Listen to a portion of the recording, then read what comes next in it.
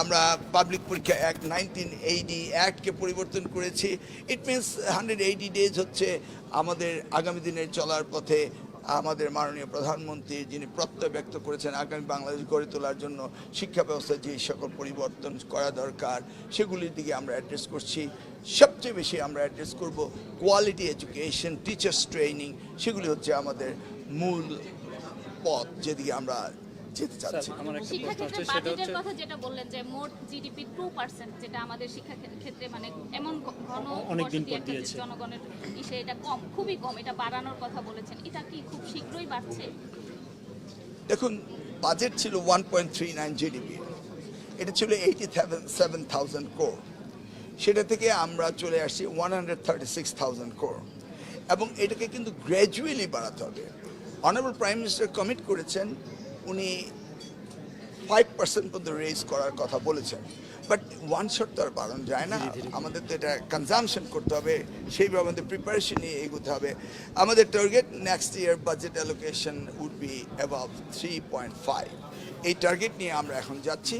Let's see আমরা কতটুকু digest করতে পারি। একসাথে প্রতি 10 জন স্টুডেন্টের মধ্যে 8 জনই হচ্ছে বিদেশ যায় উচ্চশিক্ষার জন্য, কিন্তু তারা হচ্ছে বিদেশ গেলে আর ফেরত আসতে চায় না উচ্চশিক্ষা মানে গ্রহণ শেষে আর কি। এটা বিষয়ে আজকে বলেছি, it's not a bad thing to me, কারণ আমরা তো একটা পপুলেটেড কান্ট্রি, আমাদের এক্সপোর্টেবল আইটেমই হচ্ছে হিউম্যান বিং। সো আমরা এটা যত বেশি এক্সপোর্ট করতে পারি তত বেশি আমরা আর্ন করব। ইউ সি আমাদের দেশের মাইন্ডটা আমরা দেশে যদি ব্যবহার করে না, আপনি দেখেন আমাদের তো সারপ্লাস সিটিজেন আছে, আমাদের সবচেয়ে বেশি টার্গেট করতে হবে যে এই হিউম্যান ক্যাপিটাল ডেভেলপমেন্ট করা, এটা হচ্ছে আমাদের মূল টার্গেট। এখন এই গ্লোবাল ভিলেজে কে কোথায় থাকবে না থাকবে ডাজন্ট ম্যাটার, আমরা we can communicate, we can share our intellectuality in the global village. আমাদের স্মার্ট বয়রা বাইরে গিয়ে গ্লোবাল ভিলেজে থাকবে অ্যান্ড আমরা তার বেনিফিট পাবোই। This is a good way to address. আমরা এক্সপেক্টেড পাঠানোর কথা চিন্তা করছি কেন? To earn more remittance is the same concept, will lead the whole world. As I said, আমাদের দেশের জনসংখ্যা বেড়ে যাচ্ছে এবং এটাকে শিক্ষায় কাজে লাগালে আমরা সবচেয়ে উন্নত জাতি হতে পারবো, বিকজ এটা তো অন্য জায়গায় ডিক্লাইনিং।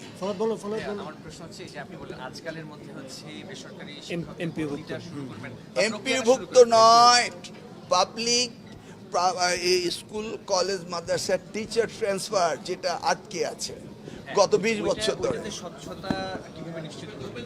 এটা হলে পরে স্বচ্ছতা দেখবেন। আপনি আগে অস্বচ্ছ দেখতে চাচ্ছেন কেন? মন্ত্রী তাই না? আপনি দেখুন না, তারপরে অস্বচ্ছ আপনারা বলবেন আমরা অ্যাকশনে যাব। আপনাদের জাতির বিবেক, let us take initiative, then you criticize. SSC পরীক্ষা রিটেকের একটা বড় সংখ্যার আবেদন করেছে, ওয়েল, আমি 1980 পাবলিক পরীক্ষা অ্যাক্টে এটাই আমি এনেছিলাম যে খাতা পুনর্মূল্যায়ন করা যাবে, কিন্তু গতকালকে এক্সপেরিয়েন্স দেখে মনে হচ্ছে যে সকলেই খাতা মূল্যায়ন করতে চান, মানে আমাকে আবার 20 লক্ষ শিক্ষার্থীর খাতা প্রত্যেকটাই দেখতে হবে। It is quite impossible. অতএব আমরা একটা নীতিমালা তৈরি করব কোন ধরনের খাতাগুলো রি এক্সামিন হতে পারে। আপনি জিপিএ গোল্ডেন প্লাস পাওয়ার পরও আপনি রি এক্সামিন করতে যাচ্ছেন, কারণ mark also added in your future educational step যেগুলো নিচ্ছে। সর্বোচ্চ আবেদন করেছে 12 লাখের উপর হয়ে গেছে, এটা সর্বকালের রেকর্ড। তাহলে ইউসি আমরা যেটা আমাদের জন্য ইউজফুল এটাকে আমরা মিসইউজ করতে পারি না। এই যে 12 লাখের উপর অ্যাপ্লিক্যান্ট পড়ে গিয়েছে এবং এদেরকে অ্যাড্রেস করে তারপর আবার আমাকে কলেজগুলোতে অ্যাডমিশন দিতে হবে, তাহলে it will take a long time. তো ইন দিস কেস আমরা এটা একটা নীতিমালাও তৈরি করব যে কাকে কাকে করব। আপাতত যারা অ্যাপ্লিকেশন করেছে তারা কিন্তু ওই ডেপুটেশন শিটার নিরীক্ষার জন্য করেছে, আর আমরা ওগুলিকে অ্যাড্রেস করব যেগুলি সিভিয়ারলি প্রবলেম। আর এটা আমরা দুটি কারণে অ্যাড্রেস করতে চাই, সেটি হচ্ছে যে আমরা এক্সামিনার যারা আছে তাদের সম্পর্কে আমাদের একটা ধারণা হবে, আর দে কোয়ালিফাইড, তারা কি ঠিক মতো খাতা দেখছে কিনা, আন্ডার মার্কিং করছে কিনা, ওভার মার্কিং করছে কিনা, তাদেরকে অ্যাড্রেস করতে হবে এবং তাদেরকে ট্রেনিংয়ের ব্যবস্থা করতে হবে, বললেই হবে না, ট্রেনিংয়ের ব্যবস্থা করতে হবে। So as a whole it's a huge task.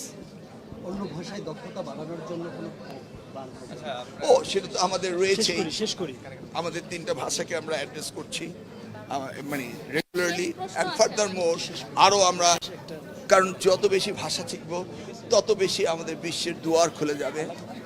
South Korean ভাষা জানলে সাউথ কোরিয়া যেতে পারছেন, অ্যারাবিকের জন্য আমার গল্ফ রয়েছে, ফ্রান্সের জন্য সেই কানাডা রয়েছে, ইটালি রয়েছে, জাপান রয়েছে, চায়নার জন্য ম্যান্ডারিন রয়েছে, কারণ আমাদের তো এক্সপোর্টেবল আইটেম হচ্ছে আমাদের জনগণ। তো বহুবিধ ভাষা শিক্ষার জন্য মাননীয় প্রধানমন্ত্রী ইন্টারেস্টেড এবং এই ব্যাপারে আমরা কাজ ভাই করছি। খুব ছোট্ট একটা প্রশ্ন, এবং এটাই শেষ প্রশ্ন, সেটা যে 180 দিনে আপনি আপনার মন্ত্রণালয় নিয়ে হ্যাপি কিনা আপনার কর্মকাণ্ড?